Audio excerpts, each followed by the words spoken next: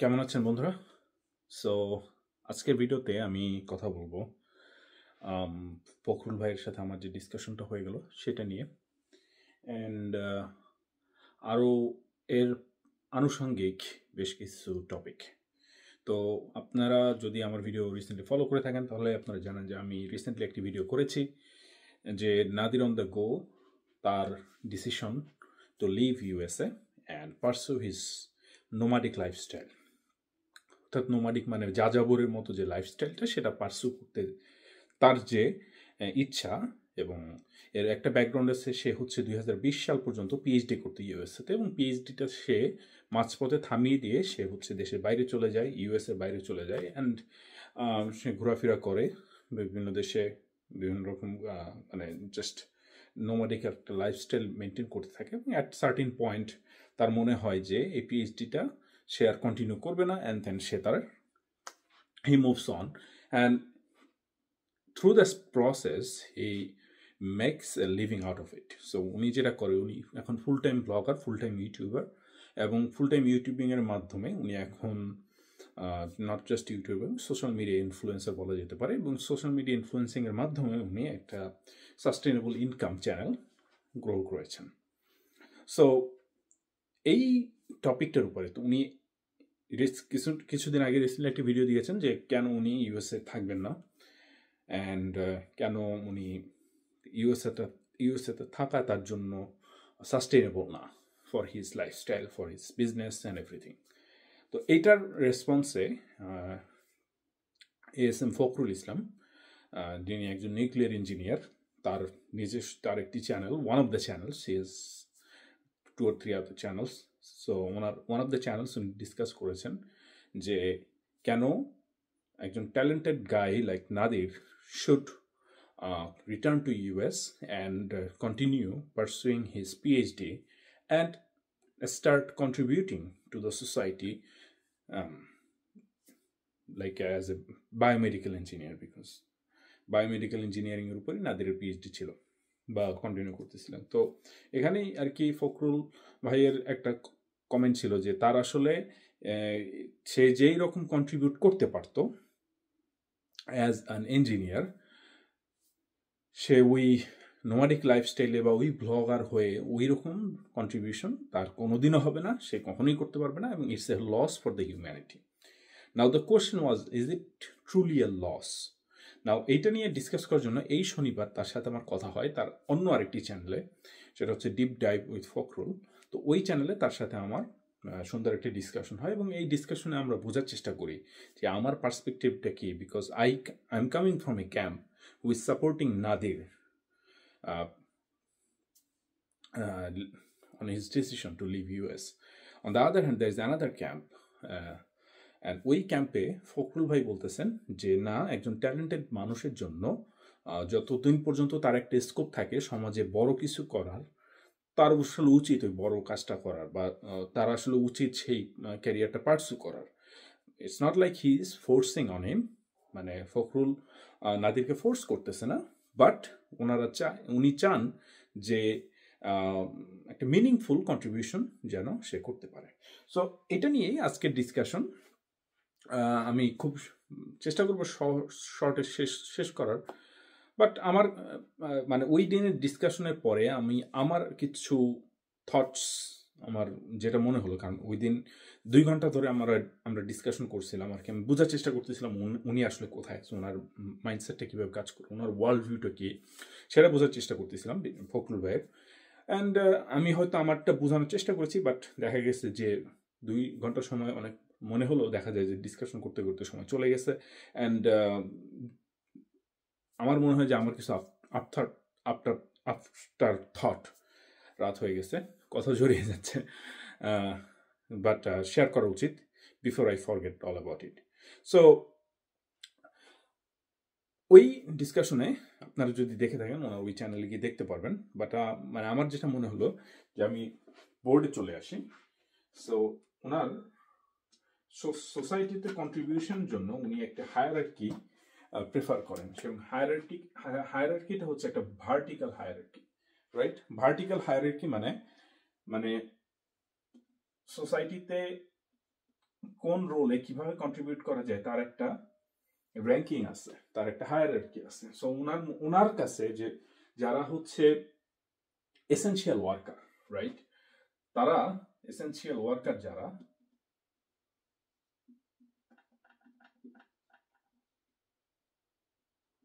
তাদের কন্ট্রিবিউশনটা বেশি।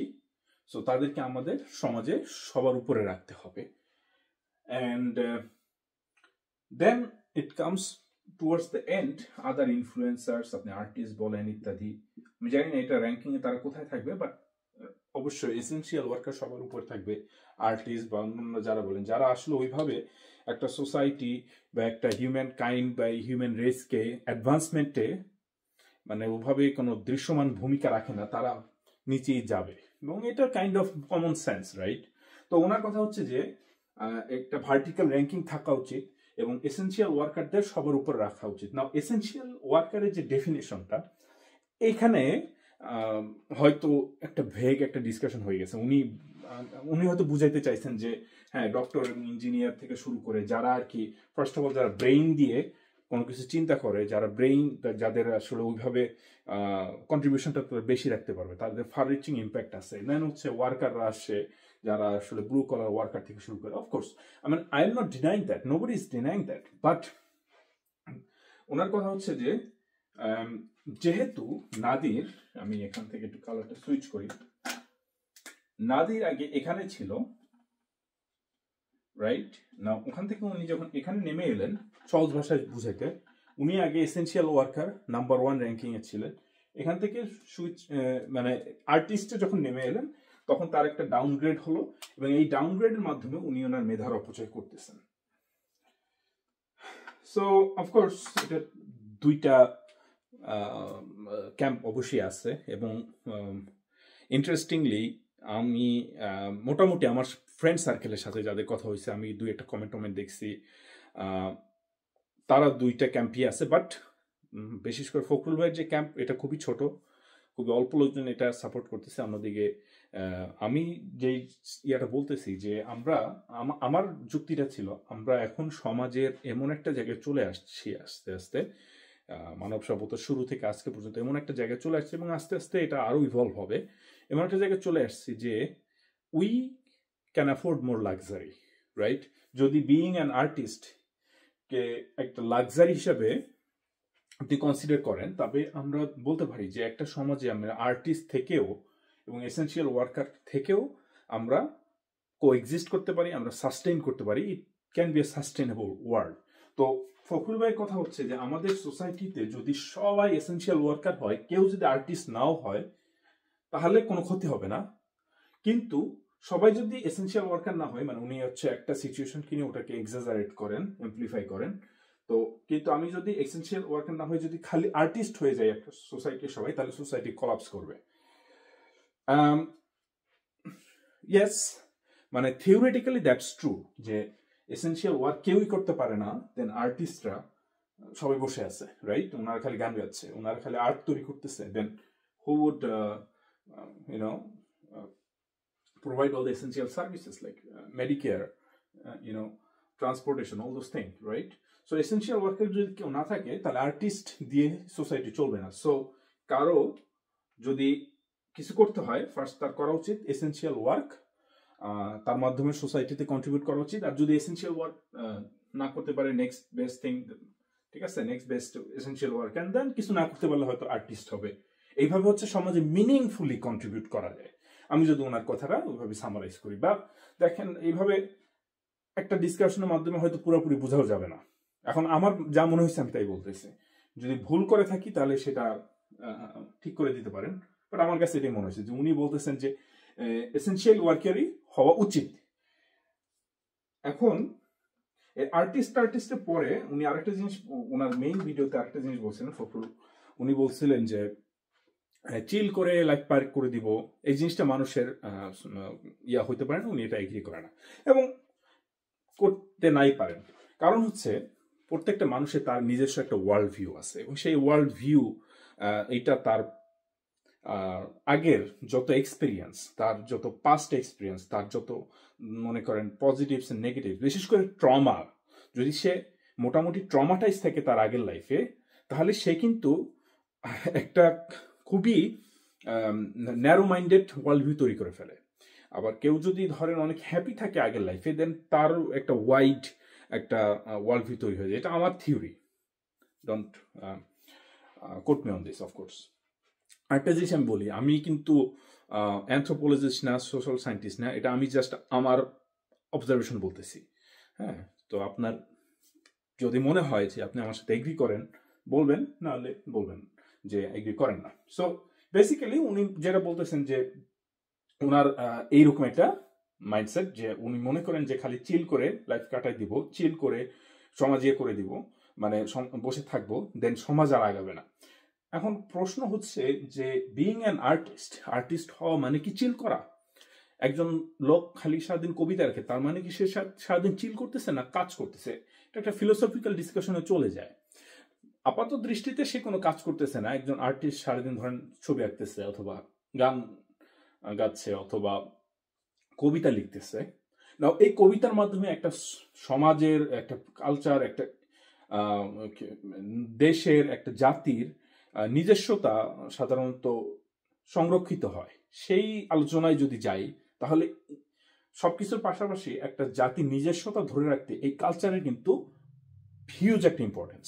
আপনি একটা জাতিকে কিভাবে ধ্বংস করবেন, সেটার সব থেকে শর্টকাট হচ্ছে আপনি তার কালচারটাকে ধ্বংস করে দেন, তার কালচারটাকে তার থেকে সরাই দেন। দেন এই জাতি একটা সময় গিয়ে হীনমন্যতায় ভুগবে, পরিচয়হীনতায় ভুগবে, এবং সেই পরিচয়হীনতা থেকে সে কিন্তু আস্তে আস্তে অন্য একটা কালচারে চলে যাবে। সেই কালচার উদ্ভবটা কিন্তু একটা মিশেল থেকে হয়। এটা একটা ধর্মীয় একটা উৎপত্তি স্থল থাকে, এটার একটা জাতিগত একটা উৎপত্তি স্থল থাকে, একটা আপনার আবহাওয়ার একটা ইয়া থাকে, লোকেশনের একটা প্রভাব থাকে, সব মিলেই একটা কালচার মানুষের কোনো একটা সমাজে, কোনো একটা জাতির কালচারের একটা অরিজিন হয় বা উদ্ভব হয়। বাংলা সব মনে আসে না, দুঃখিত এই ব্যাপারটার জন্য। সো আপনি যদি এই আর্টিস্ট যারা যারা একটা কালচারকে প্রিজার্ভ করে বা বহমান রাখে, তাদেরকে যদি এই সমাজ থেকে সরায় দেন, বেসিক্যালি আপনি ওই সমাজের আইডি কার্ডটা নষ্ট করে দিলেন। সো এই কালচারের মধ্যে কিন্তু আপনি জাস্ট শুধু গান বাজনা, হই হুল্লোড় এগুলো না, চিল করা এটাও না, এই কালচারের মধ্যে কিন্তু আপনার ফুডও থাকে, আপনার জামা কাপড়ও থাকে, এগুলো কিন্তু আপনার সব নিজস্বতাকে বহন করে, রাইট? সো আপনি ধরেন এসেনশিয়াল ওয়ার্কারের মধ্যে আপনি বলতেছেন যে কুক, ধরেন একটা র্যাঙ্কিং, যারা রান্না বান্না করে, হ্যাঁ, যারা ফার্মার প্রডিউস করে, রাইট, তারা হচ্ছে ধরেন কোন একটা র্যাঙ্কিং। অবশ্যই এসেনশিয়াল ওয়ার্কার যেটা ভাই বলতেছেন ওই রকম না, ওনার কাছে এসেনশিয়াল ওয়ার্কার হচ্ছে ইঞ্জিনিয়ার। মানে আমি নিজেও একজন ইঞ্জিনিয়ার। সো বাট আমি কি নিজেকে নাম্বার ওয়ান এসেনশিয়াল ওয়ার্কার ধরবো? নট নেসেসারিলি, বাট এটা অনেকেই মনে করতে পারেন যারা ওই রকম ভার্টিক্যাল হায়ারার্কিতে বিশ্বাস করেন, ধরেন engineer, doctor. But cook, farmer, যারা বেসিক্যালি মাথা দিয়ে কাজ করে না, যারা পেশি দিয়ে কাজ করে, তাদের জন্য হয়তো তারা নিচের দিকে থাকবে। মানে এরা যদি না থাকে তাহলে সমাজ চলবে না। ফার্মার যদি ফুড প্রডিউস না করে, তাহলে আপনি আমি খাবো কি, রাইট? কিন্তু এখানে একটা জিনিস চিন্তা করেন, কুক কি খাবার রান্না করবে সেটা কিন্তু ডিসাইড করে তার কালচার, ঠিক আছে, যেটা আর্টিস্টরা প্রিজার্ভ করে, রাইট? মানে as society as a whole সবাই এটাকে প্রিজার্ভ করে, বাট আর্টিস্টরা সেটার একটা ধারক এবং বাহক হিসেবে অলওয়েজ সেখানে থাকে, যেন আপনার এই একটা সোসাইটি, একটা জাতির কালচারটা যেন তারা কোনো কিছু ডিকটেট করে না। তারা কিন্তু কোনো কিছু ধরেন একটা সংবিধানে লিখে রাখে না যে এই জাতি এভাবেই করবে, এই জাতি এভাবেই খাবে। হ্যাঁ, ধরেন আপনি বরিশাল, আমার দেশে বরিশাল, তো বরিশালে আপনি যেরকম কালচার, সেই কালচারটা আপনি রাজশাহীতে পাবেন না, রাইট? একই দেশ, কিন্তু দেখা যায় বরিশালের খাবার, এরাও ভাত খায়, ওরাও ভাত খায়, কিন্তু এরা হয়তো মাছ দিয়ে ভাত খায়, ওরা হয়তো মাছটা দিয়ে ভাত খায় না, ওরা হয়তো হাঁস দিয়ে ভাত খায়, রাইট? তো এই যে কালচারের যে এইটুকু ডিফারেন্স, এটাও দেখা যায় যে লোকাল যে আর্ট, সেটা দিয়ে অনেকটা প্রভাবিত এবং ওটা দিয়ে সংরক্ষিত। হ্যাঁ, আমি অনেকটা হাইপোথেসাইজ করতেছি, বাট এটাই সত্য যে আপনার কুক কি রান্না করবে সেটাও কিন্তু কালচার দ্বারাই নির্ধারিত হয়, এবং কালচারটা আর্টিস্ট দ্বারাই প্রভাবিত হয়। আপনার ফার্মার কি খাবার উৎপাদন করবে সেটা ওই সোসাইটি অ্যাজ এ হোল, তার যে একটা মার্কেট থাকে সেই মার্কেটটা ডিফাইন করে। মার্কেটটা যখন ডিফাইন করে তখন ফার্মার সেই খাবারটাই প্রডিউস করে, এবং মার্কেটটা কিসের উপর ডিপেন্ড করে? কালচারের উপর ডিপেন্ড করে। সো আমি যদি এখানে একটু ক্যামেরাটা সরাই দিই পুরোটা ফ্রেম আনার জন্য। So society as a whole depend করে হচ্ছে আপনার মার্কেটের উপরে। আমি মার্কেট বলতেছি, বাট এটার হয়তো আরেকটা টার্ম থাকবে। So society and market. Market বলতে আমি যেটা বোঝাচ্ছি, মানে বাজার না, মার্কেট বলতে আমি বোঝাচ্ছি যে যেখানে একটা জিনিসের একটা ডিমান্ড এবং সাপ্লাই থাকবে, অলওয়েজ একটা ট্রেড থাকবে। সো আমি ট্রেডটা কোন দিক থেকে বোঝাচ্ছি, যে আপনার মার্কেট যদি চায় যে আপনি রাইস খাবেন, তখন ফার্মার রাইস উৎপাদন করবে। ওকে, আপনার মার্কেট যদি চায় আপনি গম খাবেন, রুটি খাবেন, তখন আপনার ফার্মার গম উৎপাদন করবে। তো ইন্ডিয়ার একটা পার্টে ফার্মাররা গম প্রডিউস করে, আরেকটা পার্টে ফার্মাররা রাইস প্রডিউস করে। কেন? এক হচ্ছে এগুলো অনেক কিছু deeply rooted to that location. হ্যাঁ, যেখানে রাইস ভালো হইতো একটা সময়, সেখানে মানুষ রাইস খাওয়া শুরু করলো, and then they got accustom to that, that's their culture. না এই ভাত নিয়ে গল্প কবিতা, আমরা বাঙালিরা বলি মাছে ভাতে বাঙালি। হ্যাঁ, দেখা যাবে যে এই বর্ডারটা পারি হয়ে ভারতে গেলেই তারা ভাত পছন্দ করে না, তারা রুটি খায়। ঠিক আছে, একই মানুষ, একই চেমরা, একই মানে brown, we are all brown. But দেখা গেছে যে ওদের কালচারটাই ওরা মানে ওদের মার্কেটটা ডিমান্ড করে আপনি হচ্ছে গম কিনবেন, গম প্রডিউস করবেন। দ্যাটস ওয়াই ওই ফার্মাররা গম প্রডিউস করে। সো এভরিথিং আমরা যা করি এখানে সবকিছু কিন্তু আর্টিস্টদের একটা একটা ভ্যালু থাকে, রাইট? এখন এই ভ্যালুটা কতটুকু, এটা হয়তো সোশ্যাল সায়েন্টিস্টরা ডিটারমাইন করেছেন। এই ভ্যালুটা কতটুকু এটা অ্যানথ্রোপোলজিস্টরা বলতে পারবেন। আমার কাছে সেই অ্যান্সারটা নাই। সো আমি যদি এদেরকে তুলে দিই, রাইট, মানে আমি যদি বলি যে না আমার কালচারের গোষ্ঠী কিলাই, কালচার লাগবে না, কালচার দিয়ে কি ভাত হবে নাকি? সো আপনি এখন জানেন না আপনার মার্কেট হচ্ছে এতটা মেসি হয়ে গেছে, দেন আপনি জানেন না যে আপনার মার্কেট আসলে কি দরকার, রাইট? দেন আপনার ফার্মাররা তখন কিন্তু আপনার কালচার, আপনার মার্কেট তখন কালচার দিয়ে ডিফাইন্ড হবে না, তখন আপনার মার্কেটটা ডিফাইন্ড হবে অন্য কিছু দিয়ে। এবং সব মানে মার্কেট তার নিজস্ব ইয়ে আছে যে সে তখন প্রফিটেবিলিটি খুঁজবে। ঠিক আছে, মার্কেট সবসময় প্রফিটেবিলিটি খুঁজে, বাট মার্কেট তখন প্রফিটেবিলিটি খুঁজবে, এবং ওই প্রফিটেবিলিটি খুঁজে সেই ইয়েটা প্রডিউস করবে। যেমন আমেরিকায় কিন্তু কেউ খাদ্যপণ্য উৎপাদন করে না, ফার্মাররা ম্যাক্সিমাম ফার্মাররাই হচ্ছে কর্ন অ্যান্ড হচ্ছে আরেকটা হচ্ছে কোনটা যেন, হ্যাঁ ভুট্টা অ্যান্ড হচ্ছে মাস্টার্ড, কিনা দুইটা ক্রপ ওরা সবসময় করে থাকে। এবং ওগুলো কিন্তু আসলে মানুষের খাবার না, মানুষের খাবার হিসেবে প্রডিউস করে না, ওরা হচ্ছে ইন্ডাস্ট্রিয়াল প্রোডাক্ট হিসেবে এগুলো ইউজ করে, প্রডিউস করে। So it is what it is, right? So আপনি কি খাবেন বা আপনি কি করবেন, আপনি কি পরবেন, ধরেন বাংলাদেশি মানুষজন লুঙ্গি পরে, তাই বাংলাদেশি লুঙ্গির মার্কেট আছে বাংলাদেশে, তাই হ্যান্ডি মানে ওই ক্রাফটসম্যান আছে যারা লুঙ্গি বানাবে, রাইট? বাংলাদেশের মেয়েরা শাড়ি পরে, তাই বাংলাদেশে তাঁতের শাড়ি আছে, জামদানি শাড়ি আছে, তার কর্মী আছে, ইয়া আছে, রাইট? কিন্তু এখন বাংলাদেশে যখন আস্তে আস্তে মেয়েরা শাড়ি পরে বন্ধ করে দিবে, ওই কালচারটা যখন চলে যাবে, হ্যাঁ ধরেন ওরা অন্য একটা দেশের জামা পরা শুরু করলো, বা অন্য একটা কালচারকে অ্যাকসেপ্ট করা শুরু করলো ফর সাম রিজন। ধরেন আমি ধরে নিলাম যে বাংলাদেশে মেয়েরা এখন থেকে লেহেঙ্গা পরা শুরু করলো, সো দেন ক্রাফটসম্যানের লেহেঙ্গা বানানো শুরু করবে। সো সেই ক্রাফটসম্যান হয়তো এসেন্সিয়াল ওয়ার্কারের পর্যায়ে করবে, এবং সে কি করবে সেটা কিন্তু ওই কালচার দ্বারা ডিফাইন হবে। এবং কালচারটা কারা প্রিজার্ভ করে? সেটা হচ্ছে আর্টিস্টরা প্রিজার্ভ করে। সো আপনি একটা জাতির নিজস্বতা, একটা সমাজের নিজস্বতা যদি রাখতে চান, বজায় রাখতে চান, অবশ্যই আর্টিস্টের দরকার আছে, রাইট? সো আমি জাস্ট এটাই বলতে চাইছি যে আর্টিস্টের খুবই গুরুত্বপূর্ণ একটা রোল তার প্লে করে, ইভেন দো মানে, এবং আমরা যেহেতু আমরা জানি না আসলে তাদের ইম্পর্টেন্সটা কোথায়, মানে আমরা জানি তাদের ইম্পর্টেন্সটা কোথায়, বাট আমাদের জন্য মানে এটা ফেয়ার হবে না যে আমরা তাদের একটা ভার্টিক্যাল র্যাঙ্কিং এ রাখা।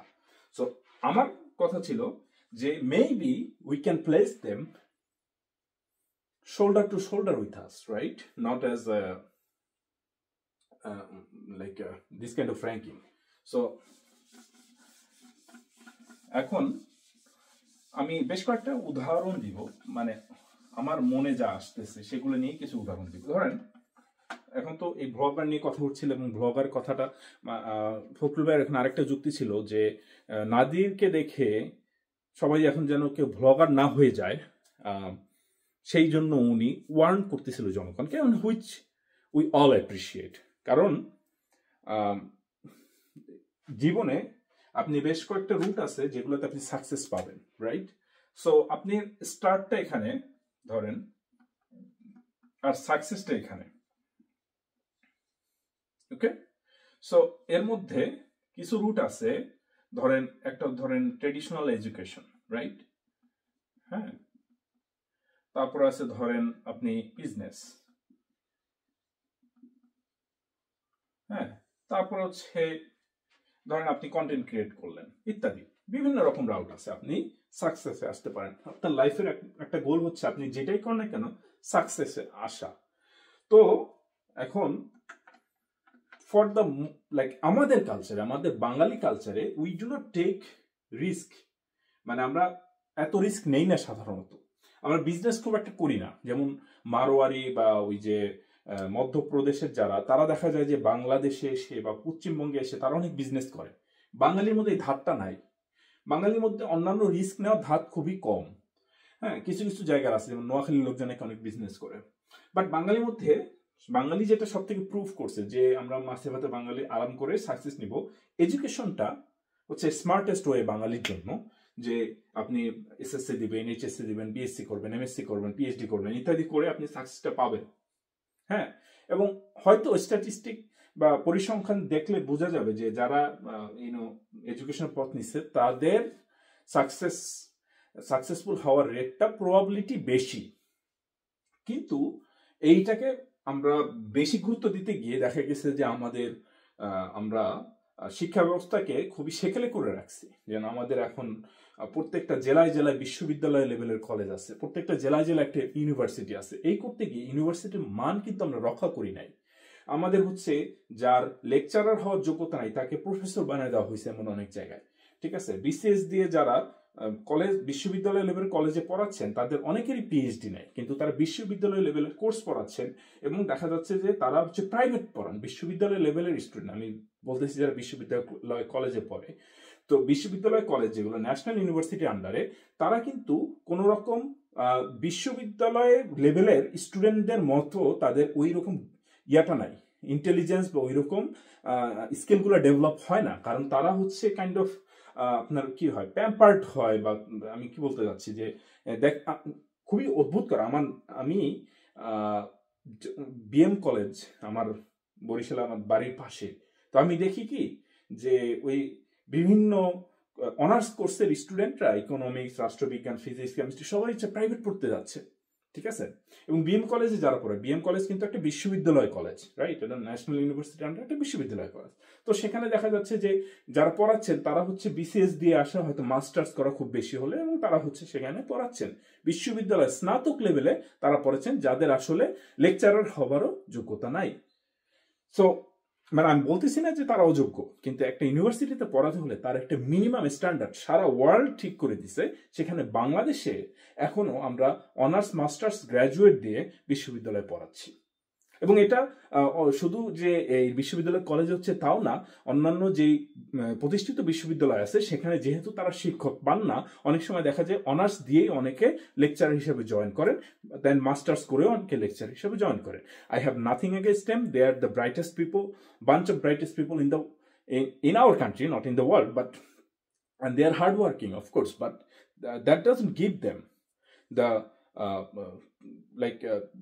that doesn't allow them to let them teach in the university.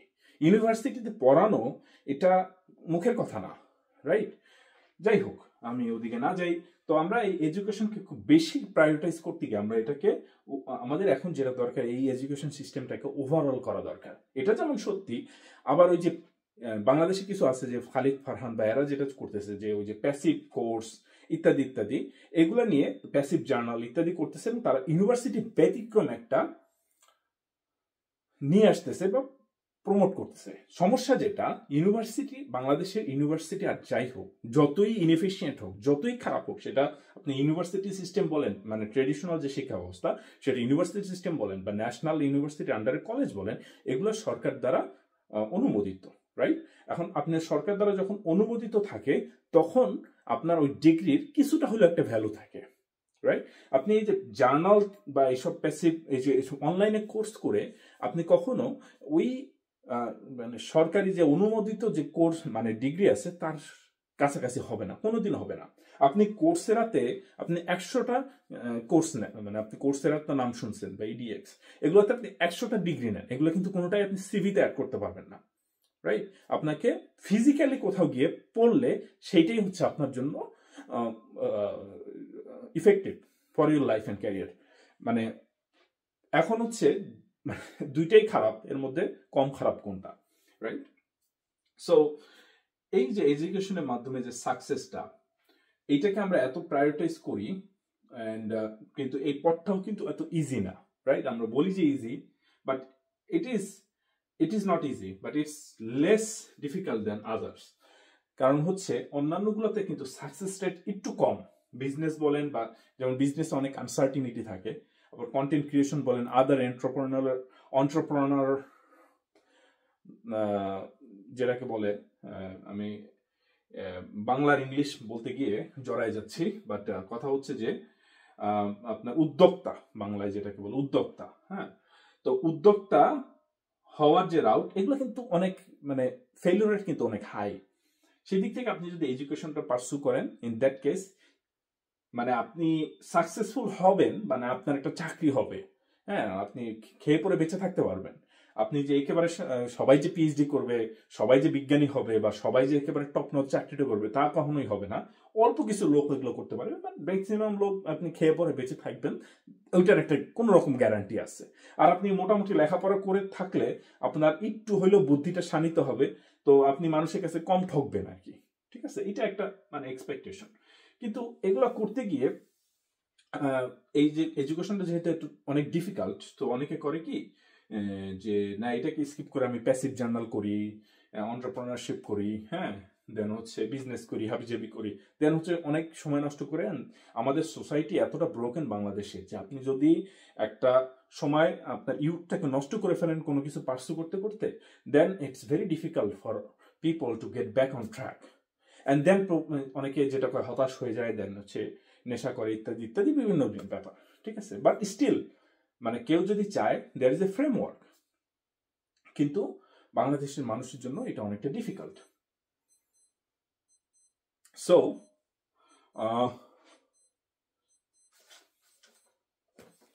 Okay, finally আমি যেটা বলতে যাচ্ছি যে এখন ধরেন আপনি কন্টেন্ট ক্রিয়েশন করে, এখন আপনার প্রশ্ন হতে পারে, তাহলে ভাই কি আমি কন্টেন্ট ক্রিয়েশন করে সাকসেসফুল হতে পারবো না? আমি কি বিজনেস করে সাকসেসফুল হতে পারবো না? আমাকে এমনই কি সারাদিন পড়াশোনা করতে হবে, যেটা আমার মোটেও পছন্দ না? আমার কথা হচ্ছে, হয়তো অন্যেরা ডিসকারেজ করবে যে না এগুলো করো না, ইত্যাদি ইত্যাদি, প্যাশন এগুলো ফলো করো না। হ্যাঁ, মানে লাইফ এত ইজি না, লাইফ অনেক আনসার্টেন, এবং ইউনো ইটস আপনি ঘরের ভিতরে বাপের হোটেলে যদি খেয়ে থাকেন বেশি দিন, তাহলে আপনি বুঝবেন না যে লাইফ কত ডিফিকাল্ট আর কি, ঠিক আছে? সো আমি উপদেশ দিব যে যারা এখনো বাপের হোটেলে খাচ্ছেন, বের হয়ে যান বাপের হোটেল থেকে। বয়স হয়েছে, ছেলে হন মেয়ে হন, বের হয়ে যান বাপের হোটেল থেকে, কাজ করেন, ঠিক আছে? তো কাজ করেন, শিখেন, শিখতে থাকেন, লাইফটা অনেক ডিফিকাল্ট, হ্যাঁ। তো এখন যদি আপনি চান যে আমি একটা নন কনভেনশনাল ওয়েতে আমি সাকসেসফুল হতে চাই, ঠিক আছে, ধরেন আপনার এডুকেশন আছে কি নাই ইত্যাদি, আপনি বিজনেস করতে চান, এন্টারপ্রেনার হতে চান, অথবা উদ্যোক্তা, বাংলায় যেটা উদ্যোক্তা, বা কন্টেন্ট ক্রিয়েটর হতে চান, যেটাই হন না কেন, আর্টিস্ট হইতে চান, সিঙ্গার হইতে চান, যেটাই হন না কেন, আপনি নন কনভেনশনাল ওয়েতে সাকসেস পেতে চান, তো সেটার কি উপায়? তো এখানে ফখরুল ভাইয়ের কথা ছিল যে ম্যাক্সিমাম ছেলে পেলে তখন যদি ওই দিকে চলে যায়, ব্লগার হইতে চায়, একটা সোসাইটি সবাই যদি ব্লগার হইতে চায়, তাহলে সোসাইটি কোলাপস করবে। কথাটা থিওরিটিক্যালি ট্রু, কিন্তু আমার যুক্তি হচ্ছে একটা সোসাইটির একটা ইন্ট্রিনজিক একটা স্ট্রাকচার আছে, এটা কাইন্ড অফ মানুষের সাইকোলজি দ্বারাই ডিকটেটেড হয়, ঠিক আছে? তো আপনি এবং এখানে মার্কেট চলে আসে, তো আমি একটুখানি বুঝাই যে একটা সোসাইটি, ধরেন আপনার সোসাইটি তো বিরাট একটা জায়গা হয়ে যায়। তো আমি যদি বলি একটা ক্লাসে ধরেন আপনি 9 থেকে 10, 8 থেকে 9 উঠবেন, যখন আপনাকে সায়েন্স আর্টস কমার্স ভাগ করতে হবে। তো সায়েন্স আর্টস কমার্স ভাগ করার সময় একদল স্টুডেন্ট তারা সায়েন্সের প্রতি ইন্টারেস্টেড থাকে, আরেকদল স্টুডেন্ট তারা কমার্সের প্রতি ইন্টারেস্টেড থাকে, আরেকদল স্টুডেন্ট তারা আর্টসের প্রতি ইন্টারেস্টেড থাকে। তারা নিতে কি পারে না সেটা ডিফারেন্ট হিসাব। অনেক সময় দেখা যায় যে স্টুডেন্ট সে আর্টসের প্রতি ইন্টারেস্টেড, বাট বাপ মা তাকে জোর করে সায়েন্স পড়েছে, কারণ ডাক্তার হবে। কারণ ডাক্তার হলে কি হবে? ডাক্তার হলে বেশি টাকা পাওয়া যাবে। ডাক্তার হলে কি সে মানব সেবা করবে? এখানে ব্যাপার আছে। এই জিনিসটা নিয়ে আরেকটু কথা বলবো, ভিডিও লম্বা হয়ে যাচ্ছে, কিন্তু এই জিনিসটা আমার ডিসকাস করাটা শেষ করা দরকার। সো সবাইরই মানে আপনার একটা পার্সোনাল একটা ইন্টারেস্ট থাকে, এবং পার্সোনাল ইন্টারেস্টটা আপনার আপব্রিঙ্গিং এর উপর ডিপেন্ড করে। আপনার কিভাবে আপনি কাকে দেখে ইন্সপিরেশন নিছেন সেগুলোর উপর অনেক কিছু ডিপেন্ড করে। এগুলো একভাবে হয় না। সোসাইটিতে সবাই সায়েন্টিস্ট দেখে অনুপ্রাণিত হয় না। কেউ সায়েন্টিস্ট দেখে অনুপ্রাণিত হয়, কেউ একজন খেলোয়াড়কে দেখে অনুপ্রাণিত হয়, কেউ একজন গায়ককে দেখে অনুপ্রাণিত হয়, কেউ একজন ইতিহাসবিদকে দেখে অনুপ্রাণিত হয়। এই জিনিসটা অনেক ভেরিয়েবল, এবং সোসাইটি এমনভাবেই ফাংশন করে, এবং মানুষের সাইকোলজি এমনভাবেই ফাংশন করে, রাইট? সোসাইটিতে ইন্ট্রিনসিক একটা কালচার আছে যে কেউ কেউ আপনার কোনো একটা পার্টিকুলার প্রফেশনে তারা ভালো হবে, এবং বাকিরা হবে না, বাকিরা অন্য প্রফেশন চুজ করবে, এবং মার্কেট উইল অ্যাডজাস্ট ইটসেলফ। ঠিক আছে? তো ভাই বলতেছে না ওইভাবে বসে থাকলে হবে না, আমাদের অ্যাক্টিভলি পার্সু করতে হবে। হ্যাঁ, to some extent it's true, but also আপনি যদি খুব বেশি জোর করেন, you will hit the wall, right? there are some boundaries. হ্যাঁ, you just can't do everything.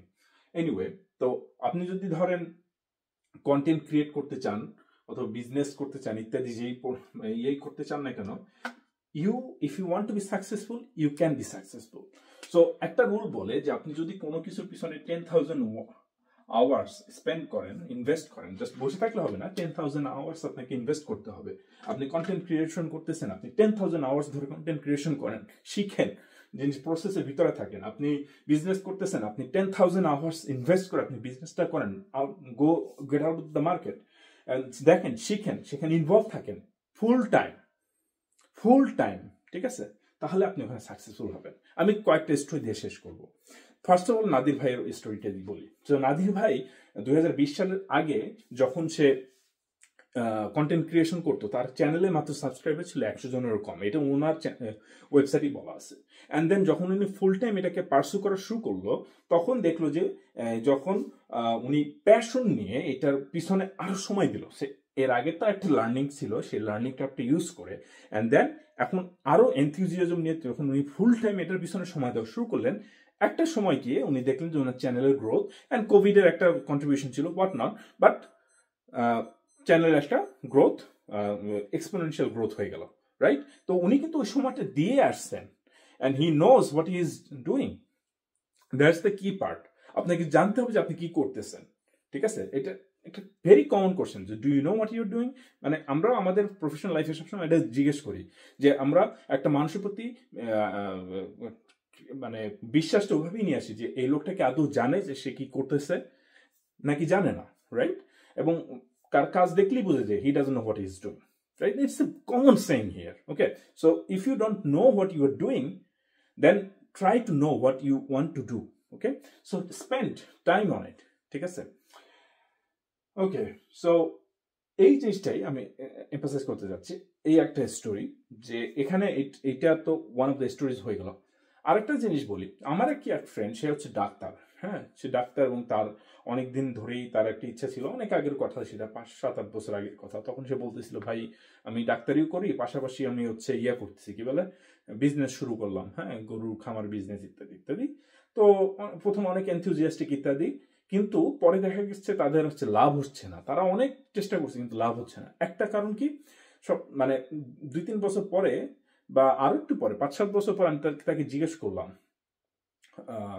যে কি অবস্থা, মানে কেন তোমরা ওই বিজনেসটা তোমরা দাঁড়া করাইতে পারলো না, কেন ফেল করলো কেন? তখন তাদের একটা উত্তর ছিল যে বিভিন্ন কারণ, মার্কেটের অবস্থা ভালো ছিল না ইত্যাদি, বাট সব থেকে বড় যে কারণটা, আমরা সেখানে ছিলাম না কেউ প্রেজেন্ট আমরা যেহেতু কেউ ছিলাম না, আমরা বুঝতেছিলাম না ভিতরে ইন্ট্রিকেসিটা কত বেশি। আমরা মনে করছিলাম যে গরু দিলেই খামার হবে, কিন্তু না, তার মধ্যে অনেক জটিল ব্যাপার স্যাপার আছে, এবং এখানে আপনাকে ফুল টাইম ইনভেস্ট করতে হবে। সো আপনি কোনো একটা ক্যারিয়ার যদি পার্সু করতে চান, তাহলে মানে এটা কি প্যাসিভ ইনকাম হবে না অ্যাক্টিভ ইনকাম রাউট হবে, এটার উপর ডিপেন্ড করে। আপনার যদি অ্যাক্টিভ ইনকাম রাউট হয় তাহলে ওইটার উপরে আপনাকে পুরো সময় দিতে হবে। আপনারা যদি কেউ শার্ক ট্যাঙ্ক দেখে থাকেন, তো এটা একটা রিয়েলিটি শো যেখানে হচ্ছে বড় বড় ইনভেস্টররা আসে এবং তারা স্টার্ট আপকে ইয়ে করে থাকে, স্টার্ট আপের আইডিয়ার পিছনে মানে কি বলে টাকা বিনিয়োগ করে।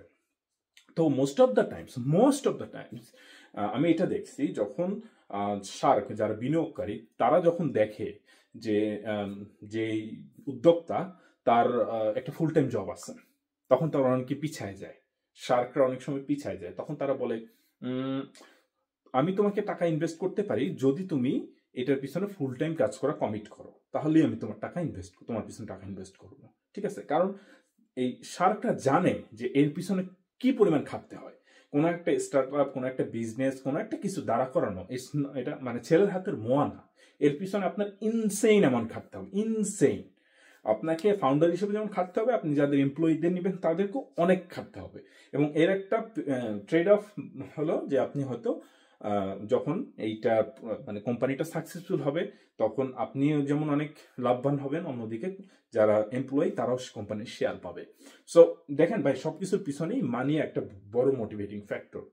ওকে, সো আপনি কন্টেন্ট ক্রিয়েশন করতে চান, আর্টিস্ট হতে চান, বা অন্য কোনো নন ট্রেডিশনাল রাউটে সাকসেসফুল হতে চান, তাহলেও আপনাকে ওই যে 10,000 আওয়ার্স প্লাস আপনাকে ইনভেস্ট করতে হবে, আপনাকে ভালো ওই কাজে ভালো হইতে হবে। ঠিক আছে, তাহলে আপনি সাকসেসফুল হওয়ার একটা আপনার পসিবিলিটি আছে। আপনি ধরেন এই 2-3 ঘন্টা ট্রাই করলেন প্রতিদিন একটু একটু করে পার্ট টাইম, হ্যাঁ, কিন্তু আপনার কিছু হইল না, হ্যাঁ, তখন আপনি বলেন দূর এইসব করে কোনো লাভ আছে? হ্যাঁ, কোনো লাভ আছে? কিছুই তো হইতেছে না। আপনি তো ভাই ওটার পিছনে ফুল টাইম দিতেছেন না। ঠিক আছে, আমার কথা সত্য, আমিও একটা দুইটা ছোটখাটো ভেঞ্চার করে ট্রাই করতেছি, বাট দেখা যাচ্ছে যে আমার জবের কারণে হোক, বিভিন্ন এক্সকিউজের কারণে হোক, আমি ফুল টাইম দিতে পারতেছি না। So that's why it's not still taking off. So আমিও জানি এটা আমার জীবন থেকে সত্য, এবং এটা যে শুনবে সেও বলবে যে এটাই আসলে এটাই সায়েন্স। তো আর একটা জিনিস যেটা বলতে চাচ্ছিলাম, যে এটা ওই ফখরুল ভাইয়ের সাথে ডিসকাশনে উঠে আসছে, যে একটা সোসাইটিতে কি পরিমাণ ধরেন এসেনশিয়াল আর নন এসেনশিয়াল কন্ট্রিবিউটর থাকলে সোসাইটি সাস্টেন করবে। ওনার কথা হচ্ছে যে উনি সেই নাম্বারটা জানেন না। আমার কথা হচ্ছে যে আমরা একটা সময় মানে হয়তো অনেক কাজ করতাম, রাইট? মানুষ ধরেন একটা সময় অনেক কাজ করতো। ধরেন আমি যদি ধরি যে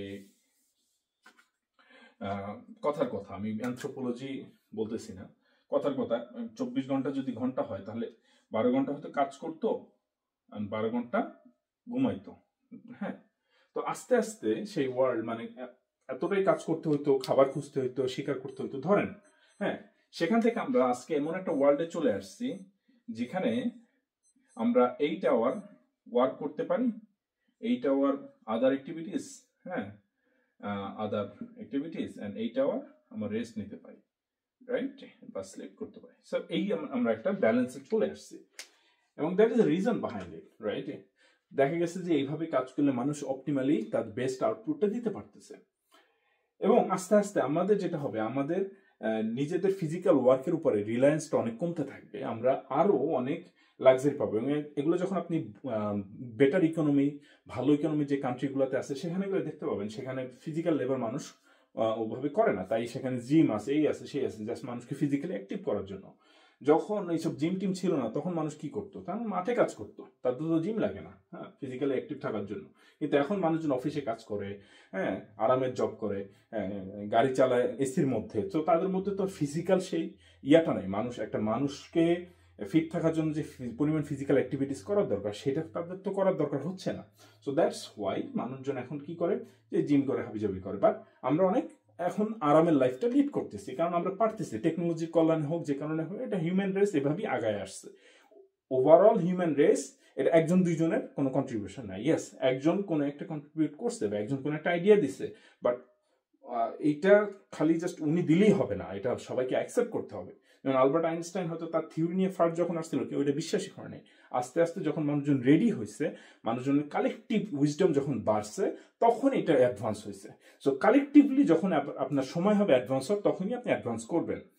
ধরেন ওদিন ফখরুল ভাই বলতেছে যে গ্যালিলি যে জিওসেন্ট্রিক মডেল থেকে হেলিওসেন্ট্রিক মডেলে এসে উনি যখন শাস্তি পাইলো তার জন্য ওনার প্রতি একটা ইয়ে থাকবে, কিন্তু এটা জাস্ট গ্যালিলি যে আগে বলছে তা নাই, হচ্ছে কোপারনিকাস একটা থিওরি, এবং এটা আরো আগে থেকে আসছে। এরিস্টাকার্স নামে একজন দার্শনিকেরা ফার্স্টে বলে গেছেন, কিন্তু ওই সময় কেউ বিশ্বাসই করে না। ওই সময় টলেমিক ওয়ার্ল্ড ভিউটাই ছিল সায়েন্স।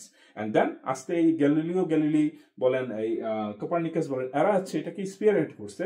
বাট তখনও কিন্তু কালেকটিভলি সায়েন্স এটাকে বিশ্বাস করেনি। একটা সময় আসছে মানুষ যখন আরো কালেকটিভলি তাদের উইজডম বাড়ছে অ্যাজ এ হোল, তখন তারা এটা অ্যাকসেপ্ট করতে পারছে। সো কালেকটিভলি আমরা এমন একটা কালচার টেকনোলজিক্যাল অ্যাডভান্সমেন্টের দিকে এগিয়ে যাব,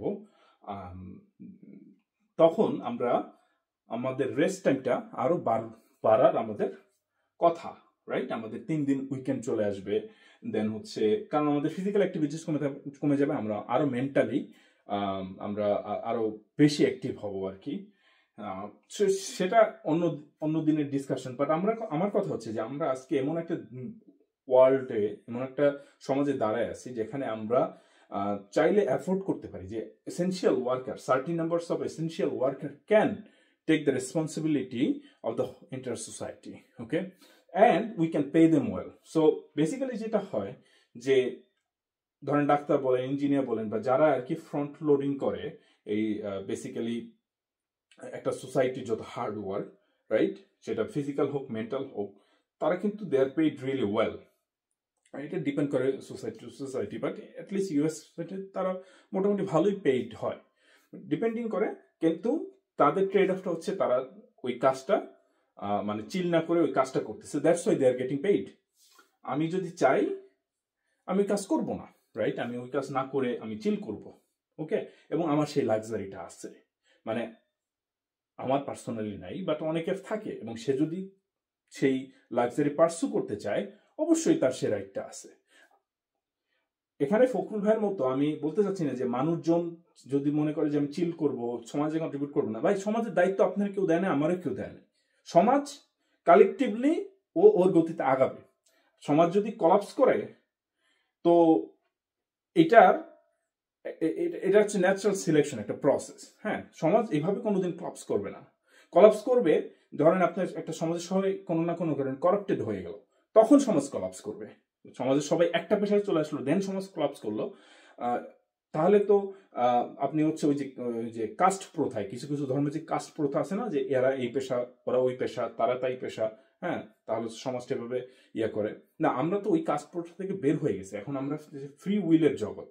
হ্যাঁ, মার্কেট এখানে ডিসাইড করে, যে মার্কেট যখন ডিসাইড করে যে ও এখানে আমার এই লেভেলের, ধরেন আমার মার্কেটে সার্টেন অ্যামাউন্ট অফ ড্রাইভার লাগবে, cargo driver, then we are gonna pay them well, তখন দেখা যাবে যে অনেক লোক সেই কার্গো ড্রাইভার হতে যাচ্ছে। ঠিক আছে, মার্কেট একটা ডিমান্ড ক্রিয়েট করবে, এবং সেই ডিমান্ডকে ভালো মতো যদি ইনসেন্টিভাইজ করতে পারে, দেন সেখানে সাপ্লাইটাও হবে। সো আমি অনেক র ভাষায় এই জিনিসগুলো বলতেছি, এটার হয়তো অনেক থিওরিটিক্যাল ফ্রেমওয়ার্ক আছে, যেহেতু আমার পক্ষে এখন এত ডিটেলসে বলা সম্ভব না। সো আমি জাস্ট আমার মতো করে বলে দিলাম। সো এই সমাজের দায়িত্ব আমাকে দেয় নাই কেউ, আপনাকেও দেয় নাই, ফখরুল ভাইকেও দেয় নাই। সমাজের গতিতে চলবে, বাট আমার আপনার জায়গা থেকে যে দায়িত্ব, যে কারো ক্ষতি না করা, সৎভাবে জীবনযাপন করা এবং নিজের কাজ নিজে করে যাওয়া। সেটা আপনি যদি কোনো একটা প্রফেশন পার্সু করতে হয় সেটা করলেন, অথবা আপনি যদি ব্যবসা করতে হয় তো ব্যবসা করলেন, অথবা আপনি যদি কিছু না করে রিটায়ার করে ঘরে বসে থাকতে চান, লেকে বসে মাছ ধরতে চান, সেটাও করতে পারেন, as long as you are not harming anybody else, as long as you are just living your life. If you want to live your life, just live your life. এখানে আমরা সোসাইটি এমন জায়গায় চলে গেছে যে এই সোসাইটির ঠিকাদারি আপনাকে আমার কেউ দেয় নাই, ফখরুল ভাইকে দেয় নাই, আমাকেও দেয় নাই, নাদিরকেও কেউ দেয় নাই, রাইট? আরেকটা জিনিস হচ্ছে যে নাদির ভাই হচ্ছে পিএইচডি ড্রপ আউট, বা এখন ইউএসএ তে মোটামুটি 30% ড্রপ আউট, রাইট? এই 30% ড্রপ আউট আপনি যাই করেন না কেন, এটার ইমপ্রুভমেন্ট হওয়ার খুবই ডিফিকাল্ট, কারণ পিএইচডি প্রসেসটা অনেক রিগোরাস। আগে হয়তো আরো বেশি ছিল, এখন একটু কমছে, হয়তো এর থেকে কমে হয়তো 20% drop out rate হবে, but still people will drop out, okay, because the process is really rigorous and it's not everybody's cup of tea. অনেক সময় it's not about smartness, it's about perseverance. যে অনেক স্মার্ট হয় কিন্তু PhD complete করতে পারে না, কারণ হচ্ছে তাদের ওই ধৈর্যটা নাই, তাদের ওই লেগে থাকার মতো বা অ্যাডভাইজারের কাছ থেকে বুলশিট নেওয়ার মতো তাদের ওই মেন্টালিটি নাই। সো তারা কি করে, ড্রপ আউট হয়ে যায়। তো তারা যদি তখন পিএইচডি না করে ড্রপ আউট হয়ে যায়, তাহলে কি তারা সমাজের West? It's a real debatable question, right? So তারা কিন্তু সমাজে ওয়েস্ট হবে কি হবে না, এটা আপনি বলতে পারেন না। এইভাবে ব্ল্যাঙ্কেট কোন স্টেটমেন্ট দিয়ে দেওয়াটা ফেয়ার হবে না। সো ওই নাজির ভাই লাইক মেনি আদার্স একটা বছরে যদি আপনার 100,000 পিএইচডি স্টুডেন্ট এনরোল হয় পুরো ইউএসএ, আমার কাছে নাম্বারটা ঠিক নাই, আমি 65,000 বা এরকম দেখছিলাম, আমি ধরে নিলাম 100,000, তার 30% কিন্তু 30,000, এই 30,000 স্টুডেন্ট কিন্তু ঝরে যাবে, ঠিক আছে? এই 30,000 স্টুডেন্ট কেউ এন্টারপ্রেনার হবে, কেউ ভিসি ম্যানেজার হবে, কেউ ধরেন আপনার জাস্ট টিচার হবে, কেউ হাই স্কুলে গিয়ে পড়াবে, হ্যাঁ, কেউ লেস মিনিংফুল জব নেবে, কেউ মোর মিনিংফুল জব করবে। অ্যান্ড দ্যাটস হাউ, মানে এটা পুরোটাই মার্কেট ডিসাইড করবে, এটা তার ব্যক্তি স্বাধীনতা এবং মার্কেটের উপরে তার যেই ইন্টারাকশন ট্রেড।